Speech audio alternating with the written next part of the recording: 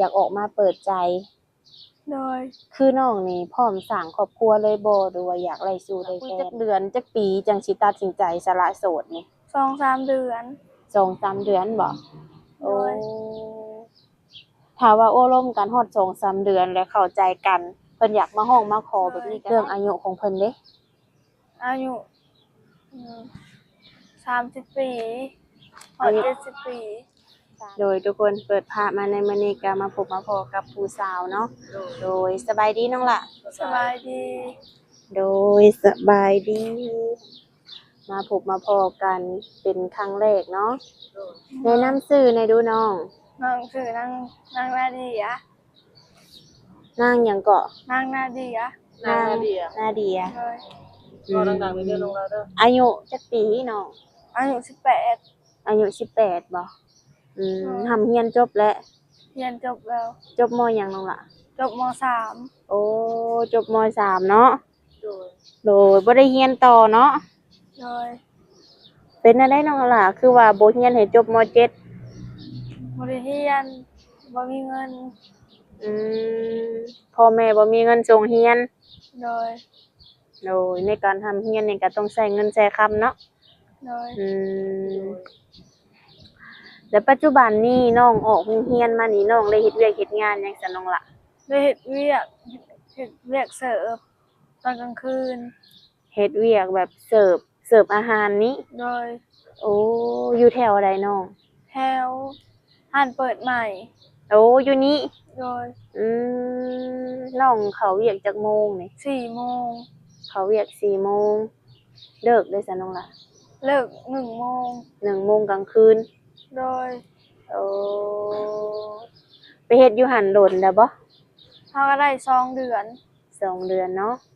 เป็นจั่งใดน้องล่ะเงินเดือนนี้พอใช้พอจ่ายอยู่บ่ก็พอใช้อยู่เพิ่นให้เดือนเท่าใดอยู่ห่ะเดือนละ1,800,000เดือนละ1,800,000โดยแล้วเฉพาะกลางคืนบ่โดย1,800,000นี่เฮาไล่ติปได้หยังนำบ่น้องล่ะถ้าได้ถ้าว่ารวมกับติปนี่ฮอดประมาณเท่าใดเงินเดือนน้องนี่2-3 ล้าน3 ล้านบวกเงินติปเขานำเนาะแสดงว่าเงินติปก็ได้ล้านปลายพุ่นเนาะประมาณ 2-3 ล้านต่อเดือนเนาะก็ถือว่าได้พอได้ใช้ได้จ่ายในครอบครัวแม่นบ่โดยหรือคือน้องเฮ็ดงานร้านอาหารแบบนี้เนี่ยแบบว่าลูกค้าเพิ่นเข้ามากินนี่ก็เพิ่นก็บ่ได้จีบน้องหรือว่าอยากโอ้ลมกับน้องบ่ก็อยากล่มเพิ่นก็ขอเบอร์เป็นได้น้องให้บ่ก็ให้และหลังจากนั้นเพิ่นก็บ่ได้โอ้ลมกันบ่ซั่นน้องล่ะบ่โอ้โดยคือน้องก็สิว่าเป็นผู้จบผู้งามเนาะหน้าตาก็ถือว่ากำลังดีกำลังเป็นตาแพงเนาะสนุกอายุ18 ปี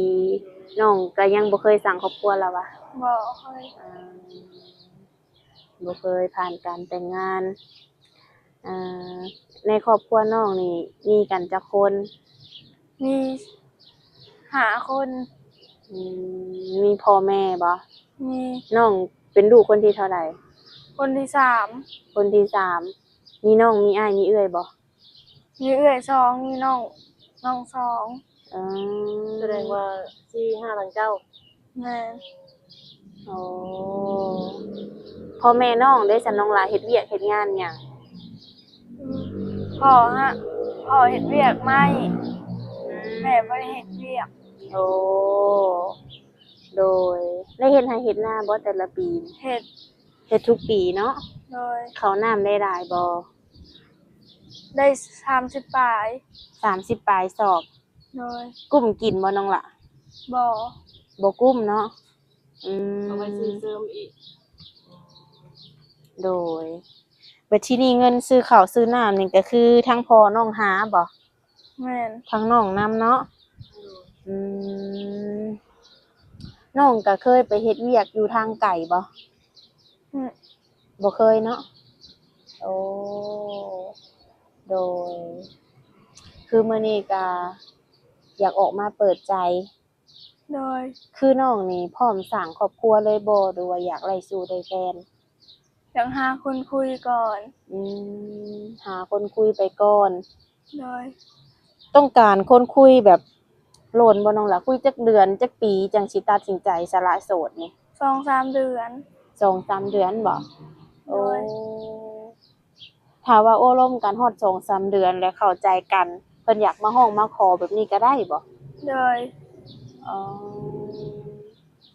โดยคือน้องออกมาเปิดใจในมื้อนี้นี่น้องคิดไว้บ่ว่าอยากได้ผู้ชายแบบนี้นิสัยแบบนี้คิดไว้บ่ บ่ได้คิด โอ้ ได้ก็ได้ แบบใดก็ได้ โดย เรื่องอายุของเพิ่นเด้ อายุ30 ปีฮอด70 ปี30 ปีฮอด70 ปี โดย น้องสิบ่ติว่าเพิ่นเฒ่าเกินไปบ่น้องล่ะ บ่ โอ้ถือว่าบ่ติรับได้บ่ โดย อืมน้องเคยลมบ่ผู้บ่าวอายุ70 ปีนี่ เคย เคยบ่ โดย โอ้ได้เห็นหน้าเห็นตาเพิ่นบ่ เห็น น้องรับได้อยู่บ่ รับได้ อ๋อน้องสิบ่ติเพิ่นบ่น้องล่ะ บ่ติ อืมในอนาคตถ้าว่าโอ้ร่วมกันเข้าใจกันน้องเอาเฮ็ดสามีได้บ่ ได้ โอ้ถือว่าอายุนี่ห่างกันสมควรเลยน้องหลายอืมก็คือน้องนี่30ฮอด70 ปีเนาะ โด พอย ห่างพอหมายลูกติด ได้บ่ ได้ อืมบ่ติเพิ่นบ่พอห่างพอหมายนี่ บ่ โอ้แล้วน้องมักผู้ชายนิสัยแบบใดซะน้องล่ะ นิสัยดี นิสัยดี โด อื ย มกินเหล้ากินเบียร์สูบยานี่มักบ่ ได้ ได้อยู่เนาะ ได้ น้องเคยโอลมผู้บ่าวอยู่เนาะ เคย อืมก็ยังดีอยู่ที่ว่าเคยลมผู้บ่าวเนาะเวลาทางหนุ่มๆเพิ่นทักเข้ามาหาเพิ่นก็สิได้มีหยังคำเว้าคำจาหรือว่าชวนเพิ่นคุยเนาะน้องล่ะ โดย อืมแล้วแบบว่าคือน้องเฮ็ดเวียกแบบนี้น้องสิสะดวกคุยตอนใดน้องล่ะ ตอนเพลน โอ้ตอนเพลนี่คือตอนเที่ยง โดย เที่ยงนี่ก็คือสะดวกคุยเนาะแล้วตอนแลงได้จ้ะน้องล่ะ ตอนแรงก็คุยได้ โอ้แบบเวลาน้องเฮ็ดเวียกสิบ่มีปัญหาบ่ บ่ อ๋อถือว่าคุยได้เนาะ โดย อืมแต่ละมื้อนี้ลูกค้าเขาหลายบ่ เขาหลาย โอ้ ไม่ได้นอนอยู่ห้างบ่ บ่ ก็คือแบบอยู่เองกินห้างแล้วมานอนอยู่เหิน โดย อืม ทางห้างก็ไม่ได้เหินทางน้องนอนอยู่พุ่นบ่ ให้นอน แต่ทำไมอยากนอนอยู่ห้าน อืม มานี่มาก็พี่แล้วปานนี้เวลาห้างก็เปิดพระเจ้าปิด เขาเมื่อส่ง ทางห้างเองมาส่ง โดย อืมรับส่งเนาะโดยอืมคือแบบเกี่ยวกับหนุ่มๆนี่น้องล่ะ คือบางคนเพิ่นอายุหลายเพิ่นก็แบบบ่อยากใช้เวลาโหลนนานเนาะอยากคุยประมาณอาทิตย์2อาทิตย์แต่อยากมาหาแบบนี้นะน้องให้มาบ่ ให้มา มาได้บ่ โดย เออแล้วมาเห็นตัวจริงอยากกันและถามว่ามักฮักเพิ่นอยากหมั่นอยากหมายไว้เด้อซะน้องโอเคบ่ โอเค โอ้ถ้าว่าน้องมีสามีในอายุ18 ปีนี่ทั้งพ่อแม่เพิ่นพร้อมแม่นบ่ พร้อม ถือว่าบ่มีปัญหาหยังเนาะโดยน้องมักผู้บ่าวเฮ็ดเวียกเฮ็ดงานหยังน้องล่ะ เฮ็ดเวียกเฮ็ดงานหยังก็ได้ เออคือน้องบ่ได้จำกัดเนาะ โดย แบบเซาไร่เซานาเซาไร่เซาสวนก็สามารถจีบน้องได้เนาะ ได้ เออโดยก็ถือว่ามื้อนี้ก็เกี่ยวกับหนุ่มๆนี่น้องก็บ่ได้ค่อยมีข้อจำกัดเนาะ โดย น้องมักคนสูงคนต่ำเนาะ คนสูงคนต่ำก็ได้ ได้เบิดแม่นบ่ โดย โอ้เอื้อยอยากจะถามว่าน้องนี่น้ำหนักเท่าใดความสูงเท่าใด น้ำหนัก42 อืม สูงเลยซะเนาะ สูงโอ้โห บ่ฮู้ บ่ได้แทกเนาะอ่าโดน้ำหนัก42สิเพิ่มอีกอยู่บ่น้ำหนักน่ะ โมโหกัน โดยสำหรับเอ้อยว่าซัมนี่น่ะยังโตน้อยอยู่เนาะเพิ่มจาก45หรือว่า48เนาะกำลังดีสำนึก โดย อ่าคือน้องนี่แบบว่าตัวน้อยๆแบบนี้น่ะกินข้าวมื้อละจักเทื่อน้องล่ะ 2-3 เถื่อ 2-3 เทื่อก็คือกินปกติแม่นบ่ โดย แต่ว่าแค่ว่าเฮานี่บ่อ้วนเนาะอืมน้องมักคนหล่อบ่น้องล่ะ คนหลอกก็ได้ มักบ่ได้อยู่เนาะ